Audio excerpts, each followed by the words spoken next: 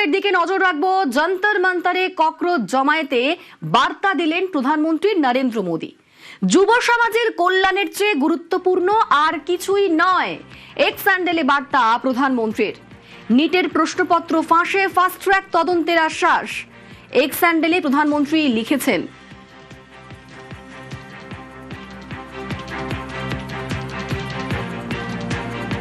প্রধানমন্ত্রী এক্স হ্যান্ডেলে লিখেছেন, যুব সমাজের কল্যাণ ও ভবিষ্যতের চেয়ে গুরুত্বপূর্ণ আর কিছুই হতে পারে না। প্রশ্নপত্র ফাঁসের ঘটনায় এবার অভিযুক্তদের বিরুদ্ধে দ্রুত ও কঠোর শাস্তি নিশ্চিত করতে হবে, সেই ব্যবস্থাই করা হচ্ছে। আর কি কি বলেছেন মোদী, আমাদের সঙ্গে সরাসরি দিল্লি থেকেই রয়েছেন প্রতিনিধি মৈত্রী। আর কি কি বলেছেন প্রধানমন্ত্রী নরেন্দ্র মোদী, ঠিক কি কি পদক্ষেপ এবার হবে সরকারের তরফে?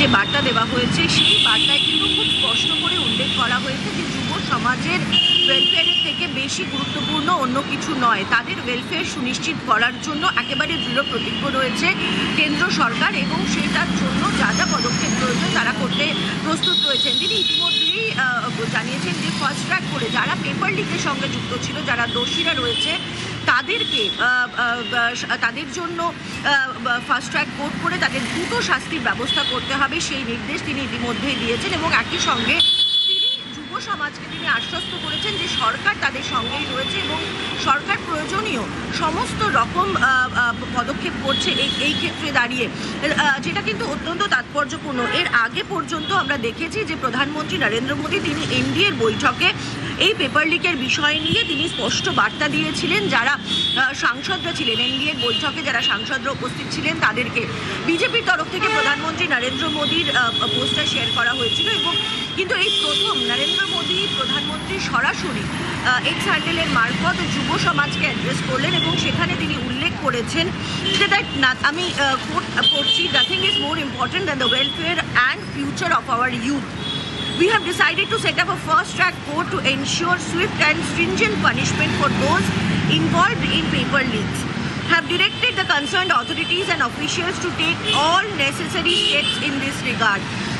This continues our series of steps for safeguarding the interest of students.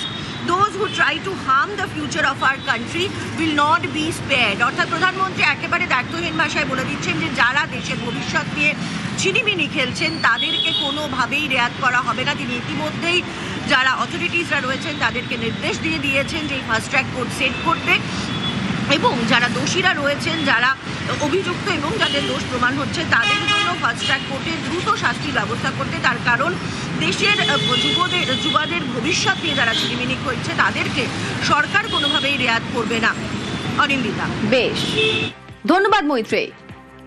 নিটের প্রশ্নপত্র ফাঁস তদন্তে কড়া কেন্দ্রীয় সরকার, তাও কেন্দ্রীয় শিক্ষামন্ত্রীর পদত্যাগে অনড় সিজেপি।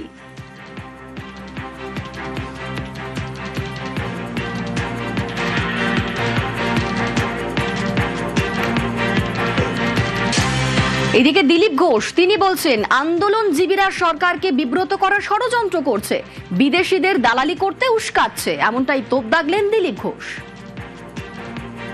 আন্দোলনজীবী নাম দেওয়া হয়েছিল যাদের, সেই লোকগুলো কিছু না কিছু ইস্যু নিয়ে এসে কিছু ইনোসেন্ট লোককে সামনে করে বারবার দেশে একটা উৎপাত তৈরি করে সরকারকে বিব্রত করার চেষ্টা করে। আর সহজ টার্গেট হচ্ছে পার্লামেন্টে যখন সেশন চলে, এরা অনেক চেষ্টা করেছে পাকিস্তান বানাবার, বাংলাদেশ বানাবার, নেপাল বানাবার, শ্রীলঙ্কা বানাবার, কিন্তু সফল হয়নি, এবারেও হবে না। সেই একই কুশীলবরা যারা কিষাণ আন্দোলন করে, তারা ছাত্র আন্দোলন করে, তারা মহিলা আন্দোলন করে, এরা হচ্ছে পেশাদার বিদেশি লোকেদের কাঠের পুতুল।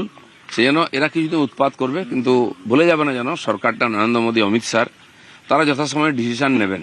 এদের সঙ্গে দেশের মানুষ নাই, বারবার ইলেকশনে হারে। আর কিছু এরকম দালাল টাইপের লোক আছে, বিদেশি দালালি করে, তারা সামনে লাফাচ্ছে।